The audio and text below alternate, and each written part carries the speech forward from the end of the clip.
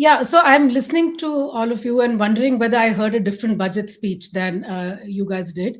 Maybe I did, but I honestly was struck by the absence of several words in the budget. For example, jobs, employment, inequality, poverty, lack of livelihoods, health. The pandemic is waning. Hopefully, Omicron is probably milder, but COVID is nowhere near gone. That's number one. Secondly, the economic devastation of the last 2 years that has was unleashed by the pandemic, because of which informal sector workers lost their jobs, MSMEs don't have payroll support. There was absolutely no reference to that. We even forgot that the NREGA by October had run out of money to pay salaries to NREGA workers.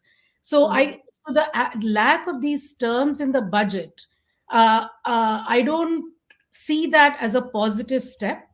The only government expenditure that got talked about was the capital expenditure, and we need to look at the numbers a little bit to see how much of the earlier schemes are included in this particular announcement. In fact, the budget was really low. The speech was really low in numbers. I'm sure there are numbers in the document, which of course I Well, the haven't seen. documents, yeah, we're trying to go through the documents in real Yeah, time, and but you the do thing have is that some details. For example, the Narega numbers are actually down.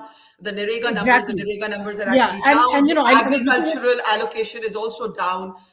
So we have all of those numbers coming in the fine print. But go ahead, Ms. Deshpande. Yeah, no. So, for example, I was looking at the economic survey, and if you look at the expenditure on health, according to the economic survey, it's still below 2%. So Mhm. we are just hopefully on the last legs of one of the severest health crisis that this world has ever seen. And India, which already has an abysmally poor allocation to health and social welfare is not just health but other things as well.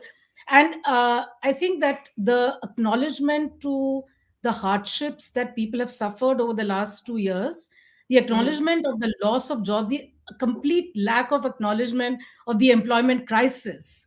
Not even the word employment gets mentioned. There's been the Pew report. There have been other inequality reports. Mention has been made about corporates. The fact is that even within corporates, there's an extreme concentration of wealth with two particular industrial houses. So I think at some point we need to acknowledge these realities. This is not a question of the election or this or that year or any of these. These are just realities in the country, and are we really Yeah, do we really believe schools have been closed for 2 years? India, yeah, I think, is just above so, Uganda in the world for the yeah. number of days of school closure. And the digital divide means that the majority of Indian children have not had formal education for 2 years. So I think there's no harm, absolutely, in recognizing these realities. Not just that there's no harm, I think it's imperative on us to Okay. recognize the realities that shape India.